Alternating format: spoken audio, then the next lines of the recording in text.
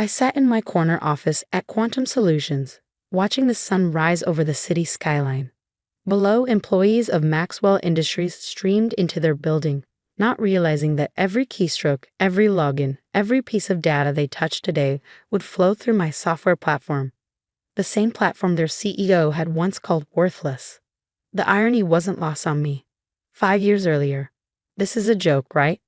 James Maxwell II leaned back in his leather chair, looking at my presentation with barely concealed disdain. You expect me to believe that some entry-level programmer has created a system that could revolutionize our entire operation. I stood my ground despite the trembling in my hands. At 24, I was the youngest senior developer at Maxwell Industries, though you wouldn't know it from my salary or title.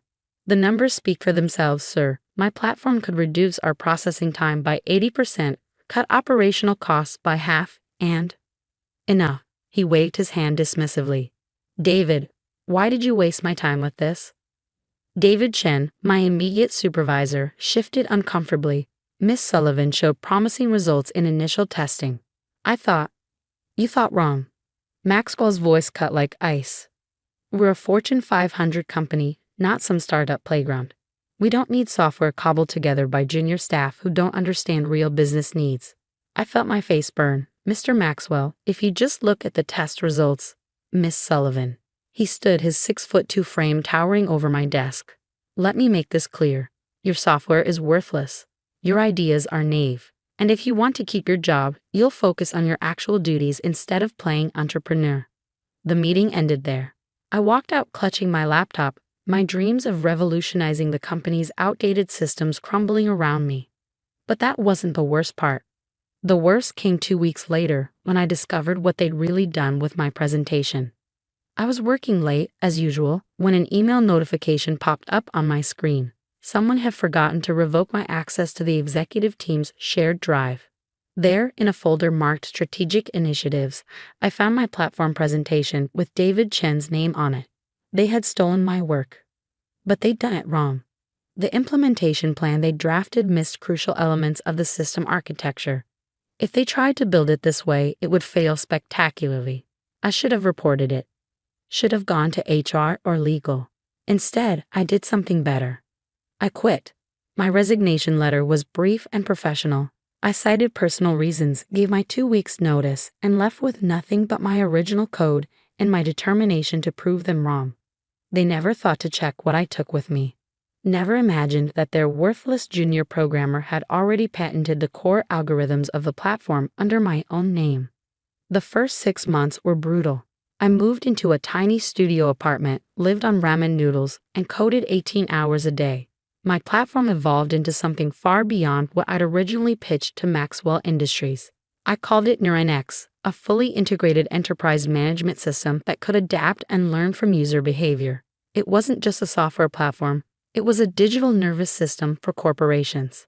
Then came the meeting that changed everything. Sarah Zhang, a venture capitalist known for her sharp instincts in tech investments, actually listened to my pitch. Really listened. Walk me through the architecture again, she said, leaning forward in her chair. How does the neural learning component interface with legacy systems? For 2 hours, we discussed technical specifications, market potential, and scaling strategies. By the end, she wasn't just interested, she was excited. This is remarkable, she said finally. But why hasn't anyone else developed something similar? I smiled. They tried. Maxwell Industries attempted it last year, failed spectacularly. Her eyes narrowed. The Maxwell implementation failure? That was your system. No, I corrected her. That was their attempt to copy my system, without understanding how it actually worked. She laughed then, a sharp, delighted sound. Oh, this is perfect. Do you know how many companies are desperate for exactly this kind of solution after watching Maxwell crash and burn? I knew. I'd been counting on it. I want in, she said. $5 million for 20% stake, plus connections to every major tech company in the country. A week later, Neurotech was born. We moved fast. Sarah's connections opened doors I hadn't even known existed. Within 3 months, we had our first major client, a regional bank looking to modernize their systems. Within 6 months, we had a waiting list. The platform worked exactly as I designed it. Companies reported efficiency increases beyond even my original projections. Word spread. I kept my name out of the press, using my middle name and my mother's maiden name professionally. As far as the business world knew, Neuratech was founded by Elizabeth Morgan, a previously unknown software architect. Maxwell Industries didn't make the connection. How could they? Their worthless junior programmer couldn't possibly be the mysterious CEO taking the tech world by storm. They were too busy dealing with their own problems. Their failed attempt to implement their stolen version of my platform had cost them millions. Their stock was dropping. Their competitors were pulling ahead. Then came the email I'd been waiting for. Dear Ms. Morgan, I represent Maxwell Industries, a Fortune 500 company currently seeking to modernize our enterprise systems. We've been following Neuratech's success with great interest. Sincerely, James Maxwell, Iowa CEO, Maxwell Industries. I read the email 3 times, savoring every word. They weren't just asking for help, they were begging. Sarah called me as soon as she saw the email in our system. Tell me you're going to take this meeting, she said, barely containing her glee. Of course. I smiled, looking out my office window at the Maxwell Industries building. But not right away. Let them sweat a little. You're evil, she laughed. I love it. I let them wait 2 weeks before responding. 2 weeks during which their stock fell another 15%. 2 weeks of watching James Maxwell Iowa give increasingly desperate interviews about his company's digital transformation strategy. Finally, I agreed to a meeting. But not at their offices. They would come to me.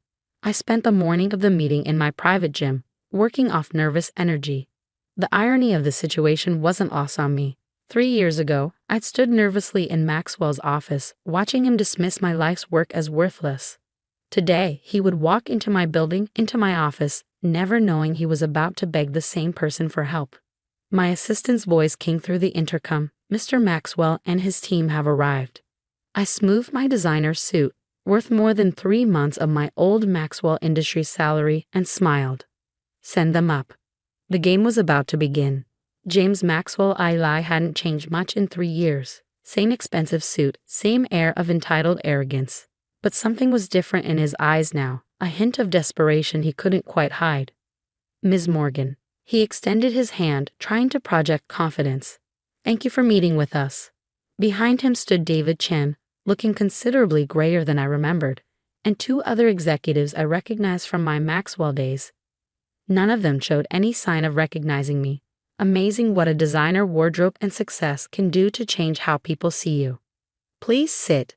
I gestured to the conference table, deliberately taking my time settling into my chair. Let them wait, just as they'd made me wait 3 years ago. I'll be direct, Maxwell began. Maxwell Industries is looking to modernize our enterprise systems. Your platform's reputation speaks for itself. I raised an eyebrow. Does it?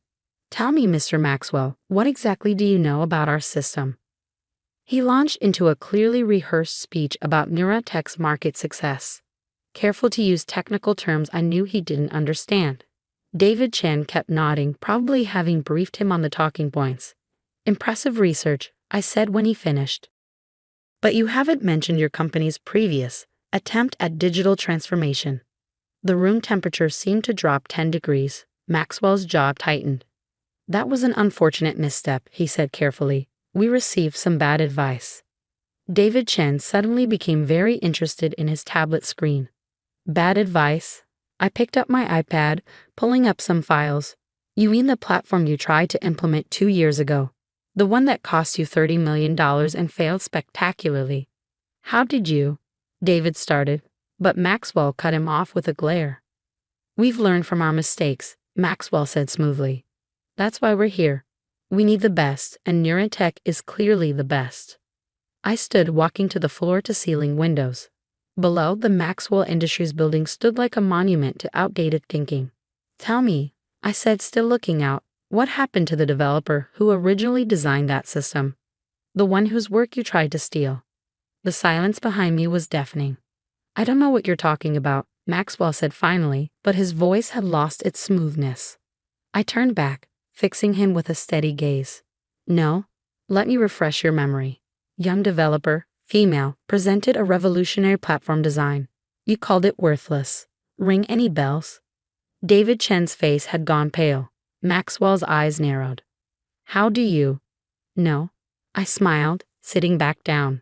I know everything about Maxwell Industries, Mr. Maxwell. I know your stock has dropped 40% this year. I know you've lost 3 major clients to competitors using Neuratech systems.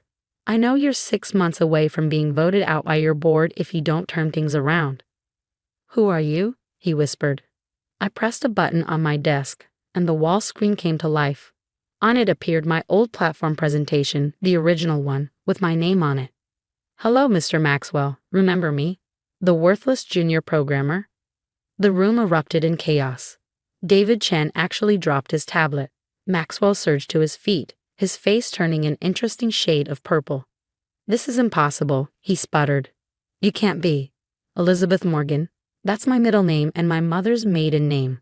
But you knew me as Alice Sullivan, the developer whose work you stole, the one whose ideas you called worthless. We'll sue, he threatened, but his voice shook. That platform was developed while you worked for us. No, I cut him off. The patents were filed before I ever showed you the presentation. Check your records. Oh wait, you can't. Your system is too outdated to access archives that old. If only someone had warned you about the need to modernize. I stood smoothing my skirt. But that's not why you're here. You're here because you need Neuratech. Your entire industry has moved to our platform.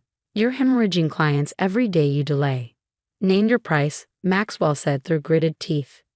Price? I laughed softly. Mr. Maxwell, you don't understand. I'm not selling to you. I'm buying you.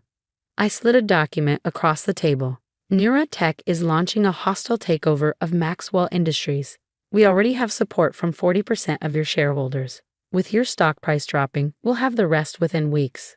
The blood drained from his face as he read the papers. This is revenge, he said weakly. No, Mr. Maxwell, this is business. Your company is undervalued, has a strong client base, and would benefit from proper technological integration. It's exactly the kind of acquisition Neuratech looks for. I paused. The fact that it's deeply satisfying is just a bonus. The board will never approve. They already have. I pressed another button, and new documents appeared on the screen. They voted this morning. You're the last to know. David Chen looked like he might faint. What happens to us? That depends. I sat back down. Neuratech believes in keeping valuable employees. Of course, we'll need to evaluate everyone's contributions carefully, starting with how they treat junior developers with innovative ideas. The implications hung heavy in the air. You can't do this, Maxwell whispered. I already have. I stood again. Security will escort you out. HR will contact you about the transition. Oh, and Mr. Maxwell, your office has a lovely view. I think I'll keep it. After they left, Sarah called. How did it feel? Better than I expected, I replied, watching through my window as Maxwell and his team hurried out of the building. How's the stock responding? Up 12% on the news. The market loves the idea of Neuratech modernizing Maxwell Industries. I smiled. Schedule the press conference for tomorrow. It's time for Elizabeth Morgan to show her face publicly. Going to give them the full story? No, I turned away from the window. The story isn't about revenge. It's about innovation winning over obsolescence, about the future replacing the past, and about worthless software becoming priceless. Exactly. The next day, as I stood at the podium announcing Neuratech's acquisition of Maxwell Industries, I wore the same blazer I'd worn to that first failed presentation. No one else would know the significance, but I did. The reporters asked about my background, about why I'd stay out of the public eye. I gave them practiced answers about focusing on development, about letting the technology speak for itself.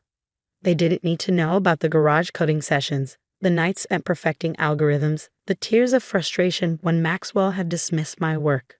Success was revenge enough. Maxwell Industries became a Neuratech subsidiary within a month. I kept my promise about evaluating employees. Many stayed. Some even flourished under the new management. David Chen now works in middle management, overseeing basic system maintenance. He's good at following protocols, just not at recognizing innovation. As for James Maxwell, he retired to spend more time with his family. His corner office became my secondary workspace, a reminder that no good idea is ever truly worthless. It just needs to find the right person to believe in it. Sometimes during late nights at the office, I pull up my old presentation, the one they called worthless. I keep it as a reminder that success isn't about proving people wrong. It's about proving yourself right. The Maxwell Industries building still stands, but now it's part of the Neura Tech campus.